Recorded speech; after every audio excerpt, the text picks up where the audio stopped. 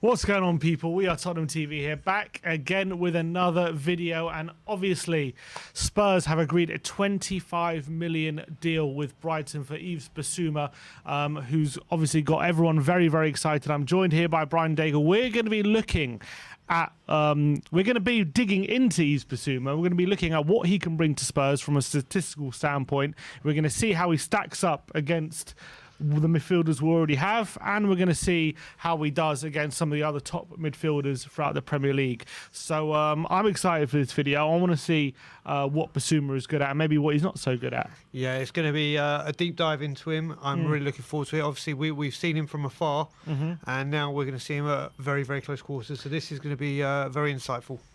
We did these videos for Bentancur and Kulusevski back in January, and actually what we discovered through looking at the stats actually bore out in the last 6 months of the season from how they played and how they were integrated into the team. So I do think it's a decent measure. Obviously, it's not, you know, different players work better and worse in different systems, but I do think it's a good barometer for how well you think maybe someone could fit into a system. So let's, I guess, start looking at it. We're going to look, this is from fbref.com, of you might know the website. We're first of all looking at the complete scout report from fbref.com on Yves Bissouma. This compares him from a percentile perspective compared to every midfielder in Europe's top 5 leagues. Okay. And it puts him in a percentile for each statistic of where he would rank. So if we're looking at these stats, the first ones we're looking at, obviously, goals and assists. These are all per 90 metrics.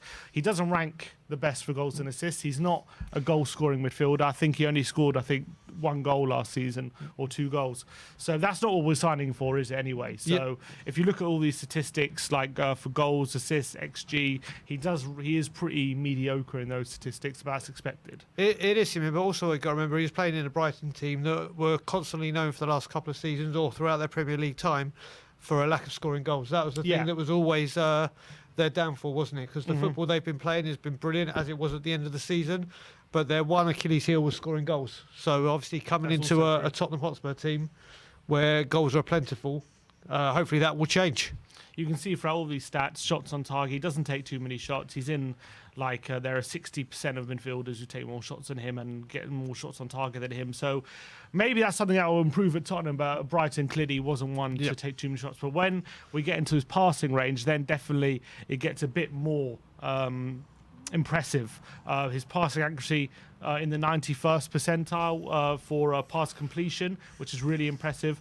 But one thing I definitely like to see in first of all, his medium pass completion is really strong, 93%, 92nd percentile, which is definitely something you'll need in the middle. But one thing I really like is the long pass completion rate, which is 81%, which puts him in the 91st percentile. So his long range passing is very accurate, although in terms of passes attempted, he doesn't attempt that many.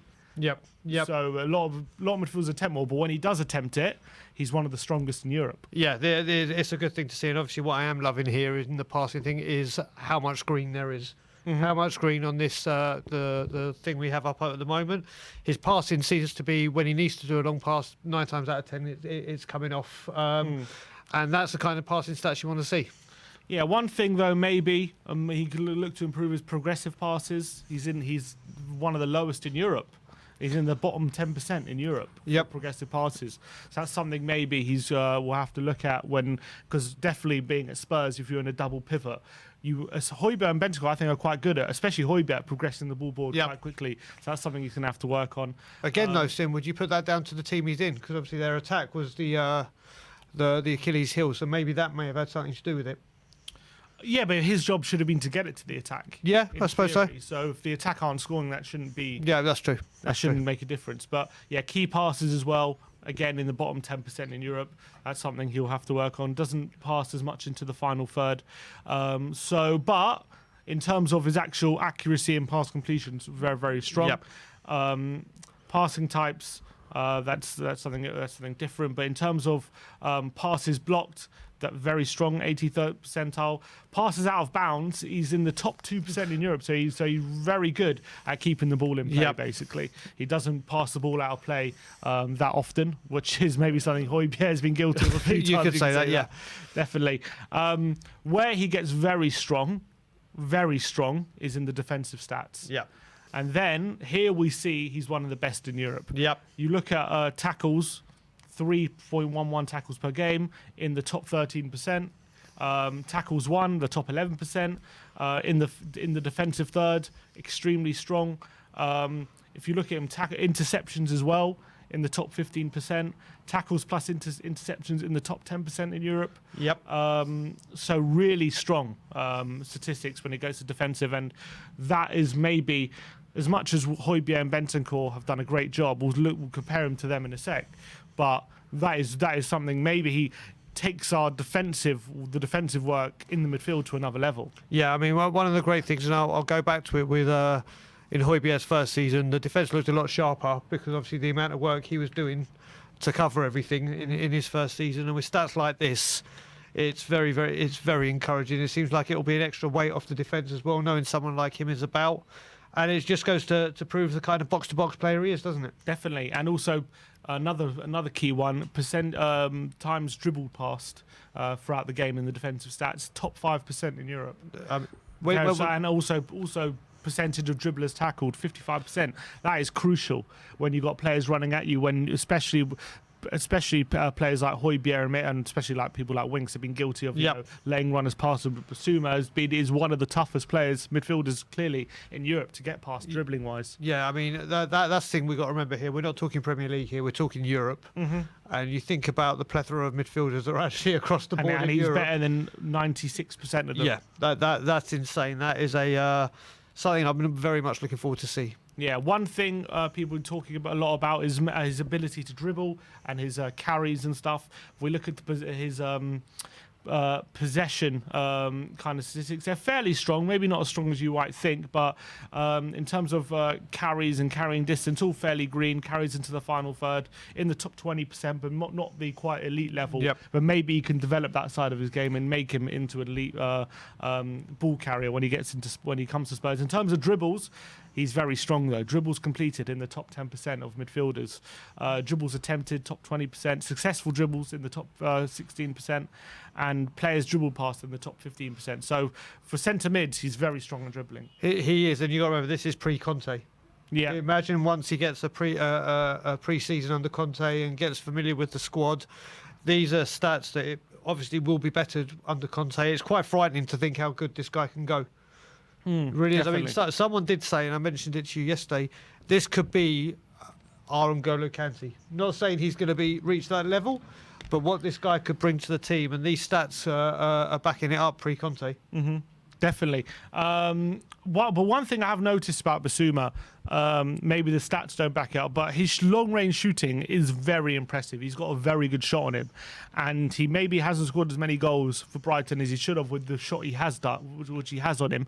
And maybe that's something at Tottenham that will change. And again, as we say, when you get around better players, these stats can definitely change. But they're already impressive for sure from a defensive and ball carrying point of view, which we all knew he was very, very strong at. If we're comparing him now to the players that we have at Tottenham, so I've got a comparison up between him, Bentancur, Højbjerg, and Ollie Skip. So it'll be interesting to see how he stacks up in certain criteria against the midfielders we already have at the club, and see what he's maybe an improvement on, and maybe what he isn't. So if we're looking at things like shots and shots on target, I mean, this isn't maybe going to be his primary role, but even so, he still stacks up fairly well. He's second to Højbjerg with shots on target. He actually takes more shots than anyone else per 90 minutes. Maybe that goes to show the lack of shots other fielders take, but he actually would take the most. In terms of like XG and stuff, he's still pretty mid. It's very, very minuscule difference. When we get into passing, in terms of pass completion rates, he's at the top, nearly 90%. He's better than anyone else we have in the squad. In terms of long range passing, he's by far the best. Yep. Beats Bentancur, Højbjerg and Skip from long range passing. In terms of expected assists, he's ranks the lowest though. So he doesn't maybe get too involved when it comes to creative passing. Maybe it's something he has to think about more. In like terms of like key passes, he ranks the lowest. Passes into the final third, he ranks the lowest as well. So I'm trying to paint a picture of what kind of midfielder we're getting, because in terms of his pass completion, he's a very safe passer. Clearly, he's a very accurate passer. Yep. Maybe he needs to be a bit more adventurous with his passing. Yeah, I mean, again, with the players he's around now, he can afford to be a bit more risky. I think if there is an error, he's got players around him that could probably cover for him. And then obviously with Brighton, who actually finished mid-table this season, but obviously a big error for them could normally or sometimes end up in a goal, and he won't have that kind of weight on his shoulders, I believe. And one of the things I do love about him, compared to when Bentancur first came, I think with Bentancur, when he first came, he thought the league was a bit more like Italy, and he was sometimes dilly and dally on the ball near the area and get dispossessed quite easily. Whereas I don't think we're getting this from Bissouma. That's one thing where he's fully aware of what the pace of this league is. So that's one advantage. But I think with the better players around him, his creative passing and risky passing, should we say, will definitely be enhanced here. Yeah, definitely he's a good passer, but maybe he's just a bit of a safe passer. Exactly. That's what we're gathering so far. When it goes to defensively, how does he stack up? Because obviously Højbjerg, Bentancur, Skip, all thought of very highly in terms of defensively, right? You think of them as very strong defensively. Well, you look at how Bissouma stacks up them. He beats them all for tackles, one. In terms of tacklers versus dribblers, he has the highest percentage for tackling dribblers. Yep. He's the best for dribbled pass as well by far. Pressures, in terms of actual attempted pressures, he's the lowest, but in terms of successful pressures per game, he's the highest. So he has by far the highest percentage, by a full 7% on anyone else in terms of successful pressures. In terms of interceptions, he's again way out on top. Yep. And then you obviously put tags and interceptions together. He has literally one more tackle and interception per game than anyone else on the team. So from that point of view, I remember looking back in January, comparing Bentancur to Højbjerg and Skip defensively, and he was like a minor improvement. And we can already see what a minor improvement can give to us on the pitch. But Bissouma is a massive improvement on what we already have. And that is quite staggering considering how strong Højbjerg and Bentancur defensively are already. So to have someone to have that kind of improvement is quite something, I think. It is, and it just goes to show his anticipation and reading of the game seems to be standing out, doesn't it? It's he can see the danger and know to be at the right place at the right time. It's very, very encouraging with these stats to be. Like you said, if he's shading what Bentancur and Højbjerg were doing, and we saw the impact Bentancur had, this is an incredible stat, actually. Yeah, he's not. Yeah, because Bentancur was like a slight improvement. Bissouma's way out in front, which is unbelievable. So maybe we've got in terms of what we have in the squad, how much of an improvement he is. You would have thought it would be very hard to get better defensive players than we already have, but he seems to be there. In terms of dribbling and carries and stuff, touches wise, he doesn't have as many touches per game usually, but that could change obviously. But right now he's not getting as many touches as our current midfield do. But dribbles, he's the best dribbler, but just beats Højbjerg by a bit.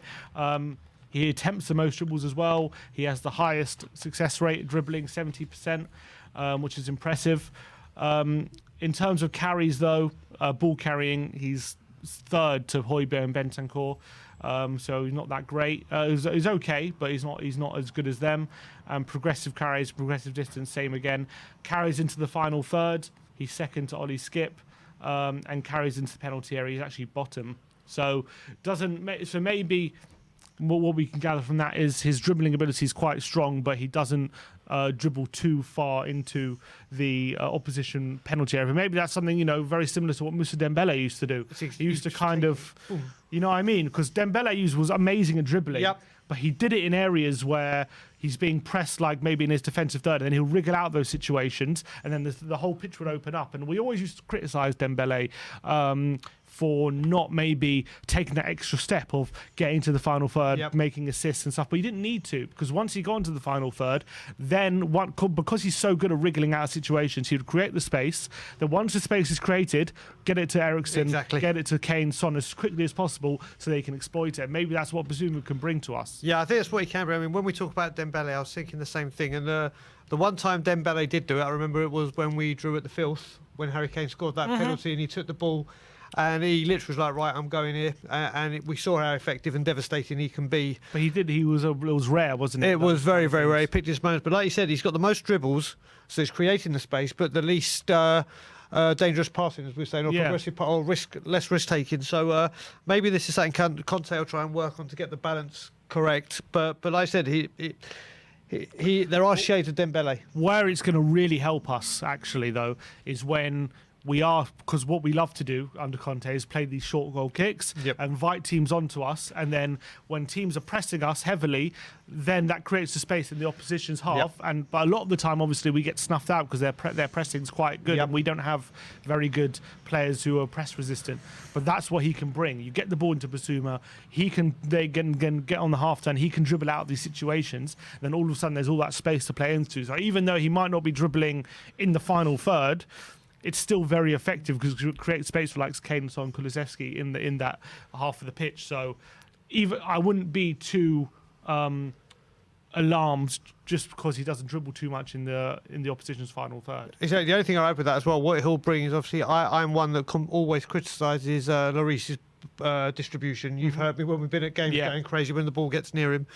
But having someone like Bissouma on the ball will at least be a calming. If it goes to him and it's a bad pass, we've seen what he can do. And I don't think Højbjerg and Bentancur have got this in their locker. So I think it will put a lot less pressure on the defence, a lot more trying to play the ball out. And he brings a bit of steel in that position to it. Definitely. And lastly, we'll just look at how Bissouma ranks up against some of the top defensive mids around the Premier League to see how his stats rank up against them. So we compared him to Thomas Partey, Rodri, Kante, Tielemans and Fabinho in the other midfielders.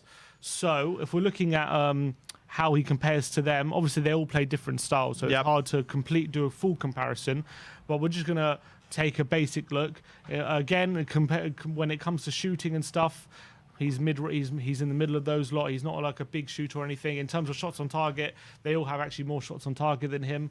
When it comes to passes completed, he's actually bottom of the list. He completes the least passes out of all of them. His completion, though, is second to only Rodri. So when he does go get on the ball and pass, he's actually most accurate. Rodri's only more accurate than him. In terms of long range pass completion, again second only to Rodri. So that's quite impressive. He's got a higher pass completion from long range than Kante, Fabinho, Partey, and Yuri Tielemans. So that's quite impressive, I think. Expected assists, again mid-range. He's not maybe as low as you'd think, compared, because we were talking about how he doesn't get forward that much, but he's third to Kante and Tielemans in terms of expected assists. In terms of key passes, he's bottom of the list. In terms of passing to the final third, again he's bottom of the list. How much that is because of who he was playing for? Again, he's playing for by far the worst team out of these who we're comparing to. But that is reality. He doesn't pass as much maybe to the final third as the others. When we get into defensive actions, though, tops the list for tackles. Tops the list for tackles won. Tops the list for tackles versus dribblers. Actually, Tielemans tops the list for that one. In terms of percentage, though, percentage of dribblers tackled, Bissouma tops the list again. In terms of dribbled past, Bissouma tops the list, so he's the hardest out of all these midfielders to get past in the league, which is very impressive. Successful pressures, he tops the list. Interceptions, he tops the list. Tackles, interceptions, he tops the list by far. Again, how much of that is because he plays for Brighton? Maybe he has to do more defending than the others. But considering he plays in central midfield, and he's up against all these other top-class midfielders. The fact that he tops the list for all those is quite impressive, I think. But then again, you know, Rodri is bottom of the list, and it's not because he's the worst player, it's because he has to do the least defending. So there's always a balance, but it's still quite impressive. Well, do you know what? The stats that jump to me more isn't the ones that he's topping, is the ones he actually comes second to Rodri. Because you've got to look at Manchester City. How many times in the midfield they just do those little passes for ages, and that's the way they play. We know it. That possession football where they'll just pass it around each other, wait for that one move, and then bang, they're in. It's very, very hard to outpass Rodri because that's what he does. So to come second only to him, those are the stats that actually impress me more than the ones he's coming on top of. Because you're not going to get ahead of Rodri in that position because that's what they do. So that's the stat that screams out to me the most. Yeah, his passing is very, very impressive, especially compared to the other ones. Checking out his dribbling compared to the other midfielders as well. He's second to Kante in successful dribbles, but in terms of dribbling percentage, he's third to Fabinho and Partey. Still decent. In terms of touches, he has the least out of all of them. Carries, he's actually the bottom. Progressive carries, he's about third. Middle carries into the final third. He's second to Kante, which is a bit surprising. Carries into the penalty area. He's third to Rodri and Kante. So, like, he stacks up. He's not bottom of most of them. He's about middle range to second, but still pretty decent. He's a pretty decent dribbler compared to some of the top midfilders. He is. And again, I'm going to pick out the ones you were saying with Fabinho. We know how Liverpool play. It's attack. And the players around him obviously are of elite level. So, like you said, when you look at this, it's a lot of this comes into the teams they're playing for. Yeah. And to be second or third to these players, it is no mean feat playing for Brighton. Definitely. And it just opens the door as what he could do with Conte. I mean, I expect to see changes even after a pre-season. I think the first month he's there, whether he's first teamer or not, we'll wait and see. You'd imagine he would be. But these stats are very impressive. Really impressive. So in terms of overall, what we can, I guess, gather from looking at him statistically and what we think, how he would fit into Spurs and how he stacks up, I think from a defensive point of view, he's clearly elite. Yep. He's clearly one of the best in the league. He's much better than what we have at the moment, and what we have is good, and is also one of the strongest in the league. Yet he's another level, so he takes up another level. Dribbling wise and ball carrying wise, he's much better than what we have. And in terms of compared to some of the Premier League top midfielders, he competes with them fairly well as well. But what he can improve on is maybe his passing is good. He's a good passer, clearly, and he's a very accurate passer and a precise passer. Maybe he can be a bit more adventurous with his passing, and maybe he could get into more dangerous areas with his passing when he gets with better players and stuff like that. So maybe that's an area for him to work on. But I think these are encouraging, this breakdown. Yeah, I mean, could you imagine if we had him at a Burnley away or Wolves at home? Or something like that. The difference he could have made in these games where we were struggling could have been the X factor we were missing. So to add this to our midfield talent is just, it whets the appetite, doesn't it? It brings August the 6th. People wanting to see the fixture list coming out tomorrow. It's just starting to get exciting, isn't it? It's one that we can only, as many other teams are thinking, oh my God, they've got him. I said to you, Mark Goldbridge even said pound for pound the signing of the summer if it goes through. So a lot of people wanted him, and what he can bring to this team is looking more and more. You can see why we want him based on these stats. 100%. Exactly, and then the value is just ridiculous. And I think as well, as much as he's already elite on some things, I think there are so many ways he can improve as well that we might be even be getting a better player than we think we're getting as well. Because with his passing ability, I think that we can take his passing game to another level. And maybe right now we're not seeing him as one of the most creative passers or anything like that, but maybe having a pre-season and time under Conte and an elite manager like him, that might change. And I'm looking forward to that, because if you get that elite passing ability into more dangerous areas, we might see him creating more goals and stuff like that. So that's exciting. But look, That's our tactical break, our statistical breakdown of Bissouma. That's our scout report on what he potentially can bring to Spurs and how he stacks up against other midfielders. Let us know in the comment section below what you think of the scout report and what you think Bissouma can bring. And are you excited about what you're seeing? Thank you again, Brian, for joining me for the video. My pleasure, brother. Go check out Tottenham on tour as well if you haven't already. Go over to subscribe to Brian. You know where he is. Like, subscribe, and comment. And as always, come on, you Spurs.